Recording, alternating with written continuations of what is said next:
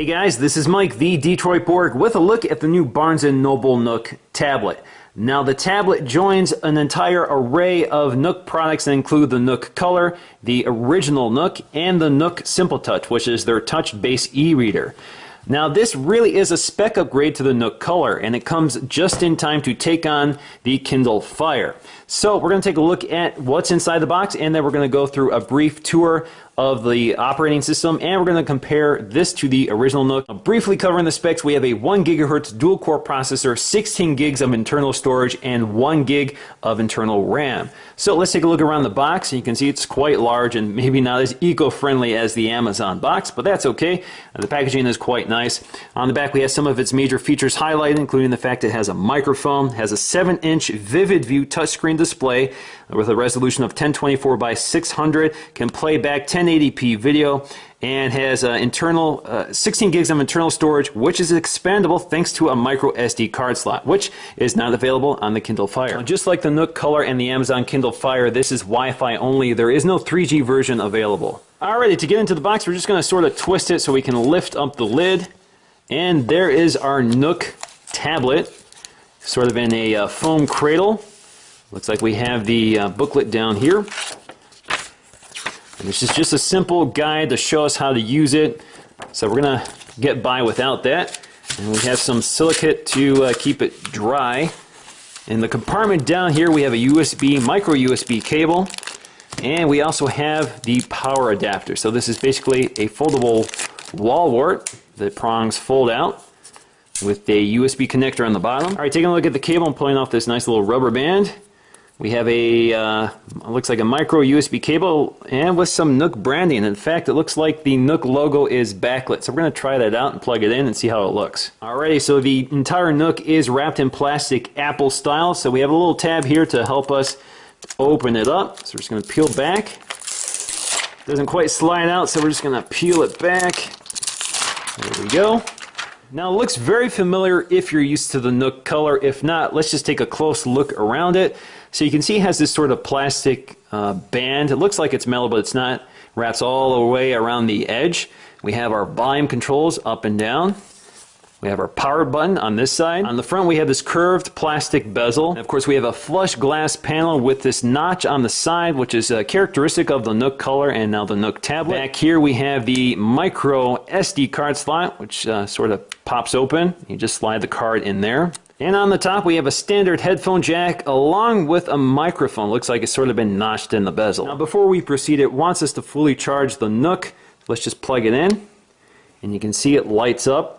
Now it lights up in amber when it's charging and turns green once it's fully charged. Alright, so plugging in the Kindle also turns it on, and it brings us right to our setup screen, and you'll notice we're getting a little strobing here, and that's just the fault of the camera. That's not the Nook doing that. So we're going to proceed anyway and try and work through that. So thank you for choosing the Nook tablet. We are sure you will love it. Please take a moment to set up your device, and you can play a video, so let's just quickly take a look at that. Okay, so we don't need to see that. We're just going to skip ahead. This is just our terms and condition. We're going to agree to that. And we are in Eastern Time. Next. Alright, the next step of business is connecting to my router. So we're going to go to our time capsule and type in my password. Now the next step is to log into my Barnes & Noble account. Alright, registration is successful. Click OK. Now we have a getting started screen, which will give you an option to start discovering, which thanks to some videos will show you how to use your Nook. You can start shopping, which will take you to the store so you can start buying books, and the store now includes movies and music, or you can just start exploring, which you can do so by pressing the home key, which is the Barnes & Noble N logo. Now looking at the basic user interface, we have several home screens on which we can organize icons. Down here we have what the, Barnes & Noble calls the daily shelf, which is basically all your apps and books sort of lined up on the bottom, and you can scroll through them. Now if you want to add any of these to the home screen, all you have to do is drag them, or let's do a little farther, and you can position it to wherever you want. You can go to one of the other pages right there, or if you want to drop it back to the daily shelf, just drop it back there. pretty straightforward. And down here we also have our status bar, which indicates the time, charging status, and whether we're connected to Wi-Fi. And if you tap on it, it brings up our quick settings. So here you can see your battery percentage. I'm only at 43%, so it's a good thing I'm plugged in and charging right now. We're connected to Wi-Fi. We can mute the audio. In fact, we see a little mute icon appear when we do that. Auto rotate screen, so if you want it to stay in landscape mode, you can turn that off. I guess you can't do the home screen in landscape mode, but for example, if you are in a book and want to stay in landscape mode, you can select that from this screen. You can also change the brightness here, so let's scroll all the way up or all the way down. Let's just leave it at that. And you can press the settings icon to get more, so we have a lot of options here. Also down here are shortcuts to the Barnes & Noble Nook store. So we have books, newsstand, movies, music, and apps. So if we click on books, it takes us right to the Barnes & Noble Nook store. So from here we can start shopping. Of course, everything is organized according to certain categories. But if you want to go right to the entire bookstore, just click Shop Nook Books. Takes us to the full version. And we can see everything by category, and I already see Steve Jobs' face, so let's click on that. So we have general and miscellaneous biography, and I see Steve Jobs down here, so let's click on that. So here we can buy it for $14.99, try a free sample, or share it. I can't share it right now because I don't own it on Barnes & Noble. So let's go ahead and purchase that. Confirm.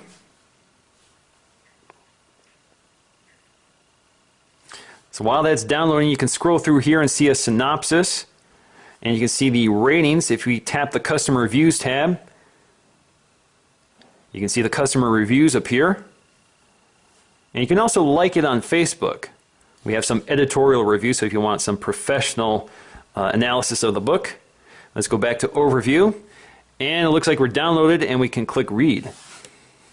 Now this is just giving me a brief tutorial on how to read a book on the Barnes & Noble Nook tablet. So of course we can tap or swipe in order to change pages. And if we want to open the reading tools, we just tap in the center of the page. So let's go to start reading. Again, just swipe or tap. So you can go back, you can go forward, back, forward. And I can see that the formatting of this text isn't to my liking, so let's click on the center.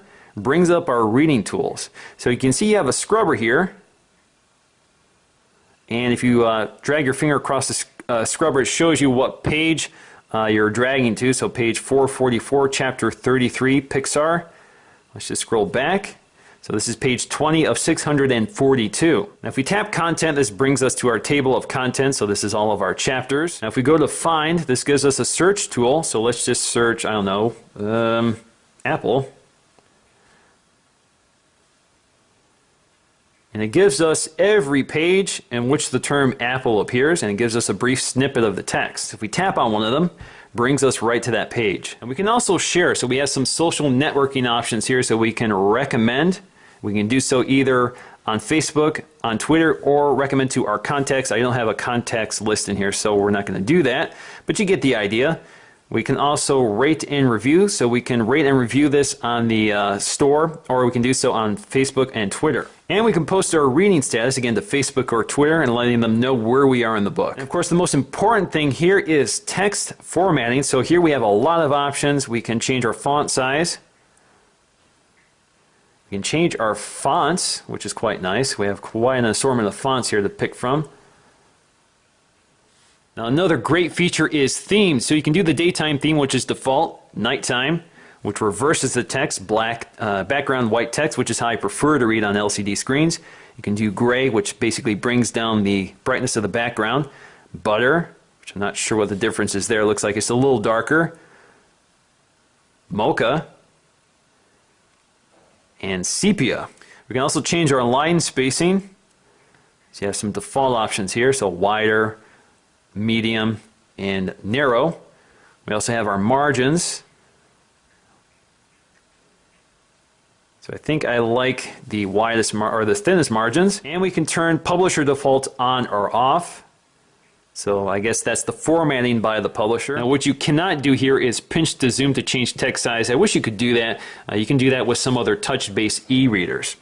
And we also have quick access to the brightness, which again is very useful, particularly on an LCD screen. And we also have Discover, which will bring us to recommended titles. So basically anything related to Apple and Steve Jobs. Of course, if you rotate it sideways in landscape mode, it automatically switches to landscape mode. And this is kind of interesting. It doesn't do a side-by-side. It basically runs the text longer across the width of the screen.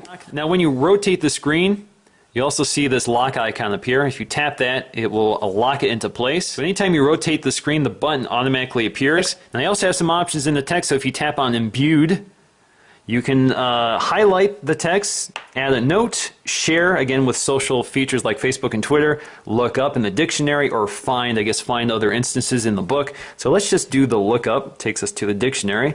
That's our dictionary definition. Or you can tap Google. It'll take you right to the web browser and do a Google search for you. And if you tap back, it will take you right back to the book. And we can exit that out. Now, because the Nook is primarily an e-reader, it places emphasis on that. So now that we've been reading the book, we can tap the book icon, and it brings us right to where we last left off.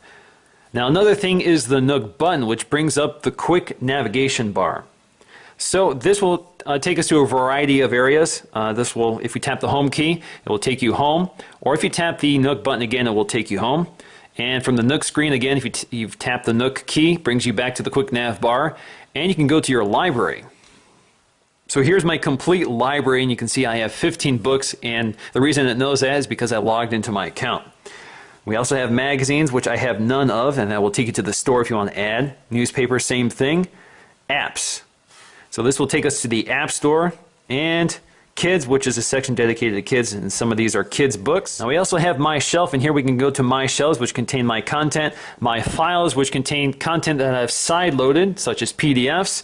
We can also do Lend Me, so if somebody wants to share a book with you from the Barnes & Noble store, they would appear there. And we can go to Archived Items, which I'm not sure what that is. I have no archived titles, so we're going to have to figure out what that is later.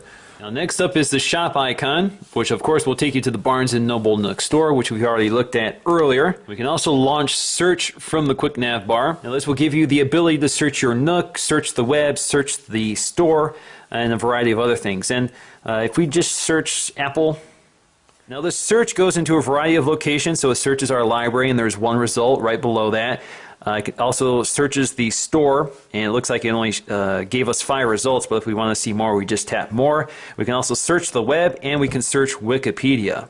You can also change how this searches by tapping Show, and you can search by all results as we are right now. Search only the web, search our apps, search the music player, shop, or search our library.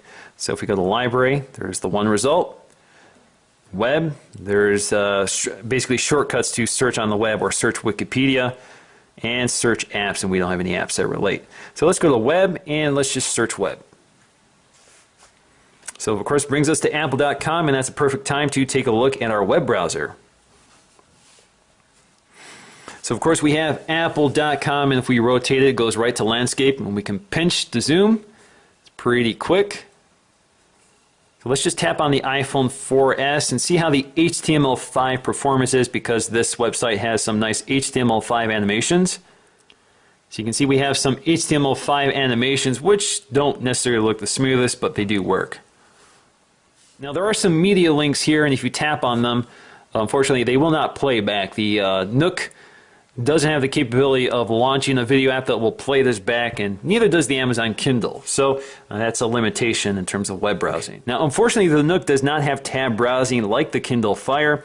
So if we tap this icon here, you can open a new window. Opens the same link into a new window. If you want to see all your windows, just tap that. You can see them all. And of course I have multiple versions of that same page. If you want to close them, there you go. Now, of course, we also have apps, so we have a shortcut to our apps, and here we can see the apps we already have. So Hulu Plus, Netflix, Nook Friends, Music Player, Email, My Media, Pandora, Sudoku, Crossword, Contacts, and Chess, and all of these loaded because I downloaded these on the Nook Color, so they automatically transfer with my new account. Now let's go to Netflix. So it launches Netflix, and it's basically like the Netflix app on many other devices. You can click play, automatically loads the video, plays in landscape mode. So of course we have a little scrubber here to jump to another point in the episode. Pause. Now in order to control the volume, you basically use these physical buttons on the side. Now you can see even in the Netflix app you still have your book icon to take you right back to your book. So again, their priority is books. And the last item is settings, which will take you to the full settings panel. Now something I want to take a look at is movies and music, because unlike the Amazon Kindle, Barnes & Noble does not sell music or movies electronically. So what they offer are apps. So instead of launching music or movies that you can purchase, instead you can download apps. So of course you have Netflix, My Media, which is my local media. So if I want to load media into my Kindle, we can do so that way. So let's tap on that. You can see My Media largely consists of pictures and the default video that they launch at the start of the tutorial. But of course I can sideload my own media, but I can't get it from Barnes & Noble store. Now, there isn't a dedicated YouTube app for the Nook, but you can go right to the mobile version of YouTube and watch content that way. So I've logged in and I can just go to my videos and we'll launch the Amazon Kindle Fire unboxing and review video. Click play. And it loads the video. What's going on, guys? This is Mike, the Detroit Borg, with a look at the... Now the Nook also has a built-in mono speaker, and you can play back music while doing other things. So right now I'm using the Pandora app, and in fact you can see I have the Pandora icon appear in the lower left corner. So I can continue doing whatever I want, and in order to control that, or jump back to the Pandora app, just tap there. Lets me know what's going on. If I tap that, brings me to the Pandora app. There we go. And pause that. Play. I wish there was a little more detail. I wish there were some media controls that popped up when you press that instead of having to jump right back to the app. Now, as I said, Barnes & Noble actually has two tablets. It's just that the newest one is labeled tablet and the oldest one is labeled Nook Color.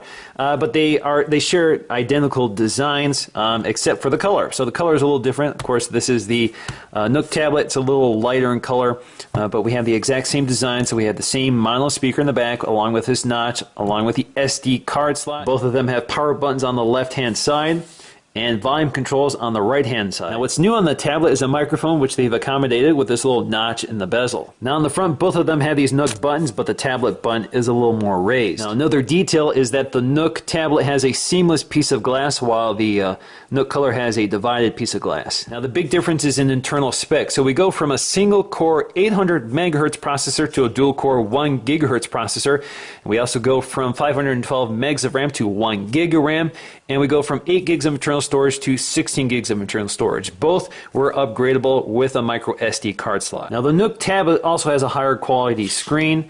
In fact, if you look at them side by side, this is definitely a much brighter and cooler screen. It's a full IPS display, while this is not. In fact, if you look at an angle, you can see it discolors quite quickly.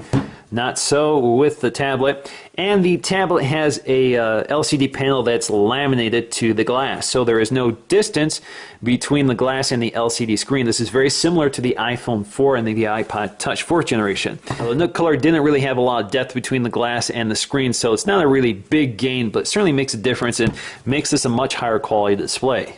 Now, the other major difference here is price. So the Nook Color is $199 and the Nook tablet is $249. But for $50 more, you get a much more capable device, including a much higher quality IPS display, which is important on a tablet that handles multimedia. So if you want to play back high-def video, you both need the processing power and the screen quality. The Nook Color doesn't even have the Netflix app, can't play back YouTube in high def like the Nook tablet can. So really, you might want to consider for an e-reader, and this really for a tablet. But if you want an e-reader, I think the best one is the Nook Simple Touch, their touch-based e-ink reader. I think this is the best on the market, beating even the Kindles. So that's going to do it for me, guys. Thanks for watching. I'm going to have a comparison between this and the Kindle Fire in an upcoming video, so stay tuned for that. Thanks for watching, and I'll see you again in the next video.